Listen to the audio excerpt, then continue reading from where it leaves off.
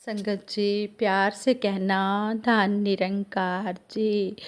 सात संगत जी, सतगुरु माता जी के आशीर्वाद से, सतगुरु माता जी की असीम कृपा से दासी आप जी के चरणों में विचार रखने जा रही है। आप जी प्रवान करें, अगर कोई गलती हो जाए तो क्षमा कर देना। हाँ संगत जी, ये एक महात्मा दुबई में रहते हैं। दासी उनकी बीती आप जी के चरणों में रखे कि इनका बहुत बड़ा ट्रांसपोर्ट का बिजनेस है और ऐसे ही एक और इंसान वो भी इन जैसा ही ट्रांसपोर्ट का बिजनेस करता है, लेकिन उस इंसान के मन में इस महात्मा के लिए बहुत ईर्ष्या कि ये मेरे जैसा क्यों है, इसका बिजनेस मेरे जैसा क्यों है। वो ऐसे ईर्ष्या करता हुआ एक मौलवी के पास गया और कहने लगा कि कोई ऐसा जादू टोना इलम इस के पास छोड़ दो, इसका बिजनेस ठप हो जाए, ये मेरे बराबर ना रहे। तो आगे से मौलवी कहता है कि 48 घंटे के अंदर अंदर इसका सारा कारोबार ठप हो जाएगा, मैं ऐसा जादू टोना मंत्र उसके ऊपर छोड़ दूंगा। तो जब उसने ऐसा कहा तो उसने कहा कि जितने भी रुपए तूने लेने हैं ले ले, पर ये काम कर देना। जब वो काम कर देता है, मंत्र छोड़ देता है, फिर मुसलमान वो मौलवी कहता है कि अब आपने उसके घर जाकर पता करना है उसकी क्या हालत हो रही होगी, उसका बिजनेस भी ठप हो गया होगा। तो वो जब इंसान जाता है तो आगे से वो महात्मा बहुत खुश बैठे होते हैं अपने ऑफिस में, बड़ी इज्जत से उसको बुलाते हैं और कहते हैं आओ बैठो, कैसे आना हुआ। तो वो आगे से इंसान कहता है मैं यहाँ से जा रहा था, मैंने कहा कि अपने भाई की खबर लेता जाऊँ, मेरा भाई कैसा है और परिवार कैसा है, बिजनेस कैसा है। तो उस महात्मा ने कहा सतगुरु की मेहर है, सब कुछ ठीक है, बिजनेस भी ठीक है, परिवार भी ठीक है, सब कुछ चढ़ती कला में है। सतगुरु का हमेशा मैं शुक्राना ही करता हूँ और दातार से यही अरदास करता हूँ कि सच्चे पातशाह सबका भला करना।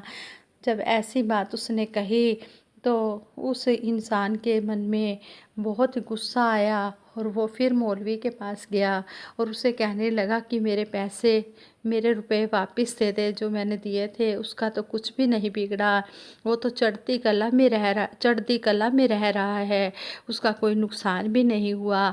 तो आगे से मौलवी कहता है अभी एक मंत्र और है मेरे पास, वो ऐसा काला इलम है, ऐसा मंत्र है, ऐसा जादू टोना है कि जिससे उसका बिजनेस तो ठप हो गई, उसका सारा परिवार भी ख़त्म हो जाएगा। तो उसने कहा ठीक है। फिर जब वो कहने लगा कि मैं मंत्र छोड़ दिया है मैंने और अब आप उसके ऑफिस में जाकर देखना कि उसका क्या हाल हो रहा होगा। फिर वो इंसान उस महात्मा के ऑफिस में जाता है, कहने लगा कि मैं इधर से जा रहा था, मैंने कहा अपने भाई को मिलता जाता हूँ, घर परिवार की खैरियत पूछ लेता हूँ। तो इतने में जब वो ये बात कर ही रहा था तो एक नौजवान युवक आया, उसके हाथ में कोई ज़रूरी कागजात भी थे और एक कागजात भी थे। जब उसने वो लिफाफा उस महात्मा को दिया और उसने वह लिफाफा खोला तो उसमें जब पेपर्स निकाल कर पढ़े और फिर पढ़कर उसने अपनी ड्रॉयर में रख दिए और एक मिठाई का डिब्बा मंगवाया और उस इंसान के आगे किया और कहने लगा भाई साहब आप मुंह मीठा करो। तो वह इंसान कहता है किस खुशी में। तो वो कहने लगा कि मैंने 4 ट्राले ट्रैक्टर बुक करवाए हुए थे, वह मेरे कल आ जाएंगे और ये पेपर्स तो आ ही गए हैं, इस खुशी में मैं आपका मुंह मीठा करवा रहा हूँ। वो आगे से कहता है ठीक है। आगे से वो मन में कहता है मैं तो इसको बर्बाद करना चाहता हूँ, लेकिन ये तो दिन दुगनी रात चौगनी उन्नति कर रहा है। उसने उस समय तो मिठाई खा ली लेकिन उसके अंदर उतर ही नहीं रही थी, उसका मन इतना खराब हो रहा था फिर वो वहाँ से फिर मौलवी के पास गया और कहने लगा कि उसका तो कुछ भी नहीं बिगड़ा, उसका तो और भी बिजनेस में बढ़ोतरी हो रही है, वो तो दिन रात तरक्की कर रहा है। तो मौलवी कहता है कि चल मैं तेरे साथ चलता हूँ उसके घर, मुझे ले चल उसके ऑफिस में। तो वो मौलवी को लेकर आता है। मौलवी जैसे ही दहलीज पे उसकी ऑफिस में जैसे ही पैर रखने लगता है तो कोई उसे ऐसी पावरफुल चीज़ नज़र आती है कि वो अंदर जा ही नहीं सकता। वो कहता है कि मैं तो ये जादू टोने इलम काम करने वाला हूँ, इसके पास ऐसी कौन सी शक्ति है जो मेरे को अंदर जाने ही नहीं दे रही, इसको बर्बाद करने ही नहीं दे रही। मैं तो अब फिर इसको बर्बाद करने के लिए यहाँ पर आया था। लेकिन जब उसने ऐसा देखा तो वो कहने लगा कि महात्मा जी, मैं आपसे ये पूछना चाहता हूँ कि आपके पास ऐसी कौन सी शक्ति है जो जो मुझे अंदर ही नहीं आने दे रही थी। तो आगे से वो महात्मा कहते हैं, एक ही शक्ति है हमारे पास, तो हमारे जो सतगुरु ने दी है, निरंकार की शक्ति। इस निरंकार से ऊपर तो कुछ है ही नहीं। तो वो आगे से महात्मा कहते हैं कि हमारे घर में तो छोटे बच्चे से लेकर बड़े तक जितने भी फैमिली मेंबर्स हैं सभी इस मूल मंत्र का जाप करते हैं। तो वो कहते हैं क्या मूल मंत्र? कहते हैं कि सिमरन हमें जो सतगुरु ने बताया है, तू ही निरंकार, मैं तेरी शरण हाँ, मैनू बख्श लो। हमारे तो घर में बच्चे से लेकर बड़े तक सभी इस मंत्र का जाप करते हैं। जहाँ पर ये मंत्र का जाप होता है वो तो चढ़ती कला में ही रहते हैं। तो मौलवी ने उस इंसान को बताया, कहने लगा कि इस शक्ति से ऊपर तो कोई शक्ति है ही नहीं। जहाँ पर ये शक्ति आ जाती है वहाँ पर जादू टोना इलम काला इलम कुछ भी नहीं कर सकते, कुछ भी नहीं बिगाड़ सकते। आज संगत जी, तभी तो सतगुरु माता सुदीक्षा जी महाराज ने भी कहा है कि ये चीज़ें बेशक होती हैं लेकिन ब्रह्मज्ञानी का कुछ नहीं बिगाड़ सकती, ब्रह्मज्ञानी का कुछ भी नहीं बिगाड़ सकती, कोई नुकसान नहीं हो सकता।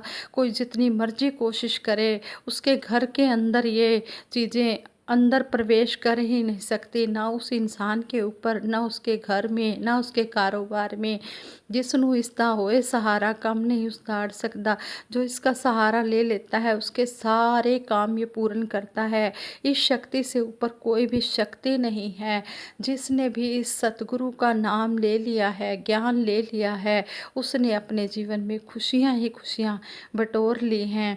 और कहते हैं कि कभी भी इन वहमों भरमों में हमने नहीं पढ़ना और कभी भी हमने इन बातों को नहीं सोचना। हम जो संत महात्मा होते हैं वे हमेशा हर हाल में दाता का शुक्र मनाते हैं, इसका शुक्राना करते हैं और हमेशा सबका ही भला मांगते हैं। जब सबका भला मांगते हैं तो उसमें हम भी शामिल हो जाते हैं, फिर हमारा भला अपने आप ही हो जाता है। हमें तो अपना भला मांगने की ज़रूरत ही नहीं होती। ये संत महात्मा हमेशा दूसरों का परोपकार ही करते हैं। जैसे कहते हैं कि नदियाँ जो होती हैं वो दूसरों के लिए जल देती हैं। जल जब बहता है नदियों में तो वो जल से प्यास बुझाती हैं, तो वो सारे संसार की बुझाती हैं। ये नहीं कि कोई अमीर है गरीब है छोटा है बड़ा नहीं। जो हवा होती है ये भी सबके लिए एक जैसी होती है। जो ये वृक्ष होते हैं ये भी सभी को फल देते हैं। ये नहीं देखते कि कौन है, ये छोटा है बड़ा है, अमीर है गरीब है, गोरा है काला है, सभी को देते हैं। इसी प्रकार ये संत महात्मा भी जग का परोपकार करने के लिए, जग का भला करने के लिए संसार में आते हैं। तभी तो कहा है, संत न होते जगत में तो जल मरता संसार। अगर ये संत महात्मा न होते तो ये संसार तो कब का एक दूसरे की वैर ईर्ष्या करके ही जल मरता। ये संतों महात्माओं के सहारे ही ये संसार खड़ा है।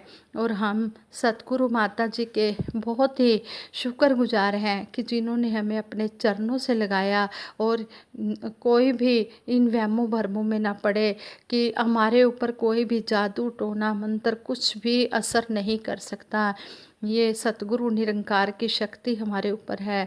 जिसके ऊपर तू स्वामी सो तू कैसा पाए, जिसके ऊपर इसका हाथ होता है उसका कोई भी कुछ नहीं बिगाड़ सकता। तभी तो कहा है, जाके हृदय विश्वास प्रभ आया, तत्व ज्ञान तिस मन प्रगटाया। जिसके मन में सतगुरु के लिए निरंकार के ऊपर पूर्ण विश्वास होता है उसका कोई भी कुछ नहीं बिगाड़ सकता, क्योंकि उसके मन में ये ब्रह्म ज्ञान की जोत होती है, ये ब्रह्म ज्ञान उसके मन में बैठा हुआ होता है।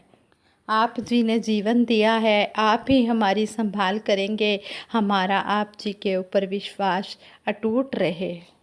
ऐसा भगत हमेशा यही कहता है कि हे सतगुरु निरंकार, तू जो भी कर रहा है सब अच्छा ही कर रहा है। जब ऐसी भगत के मन में भावना आ जाती है तो वो जीते जी ही मोक्ष को प्राप्त कर लेता है। साथ संगत जी, अगर दासी के मुख से कोई ऐसा वैसा शब्द निकल गया हो जो आप जी को अच्छा ना लगा हो तो दासी को बख्श लेना, और अगर अच्छा लगा हो तो सतगुरु का वचन समझकर उसको संभाल लेना।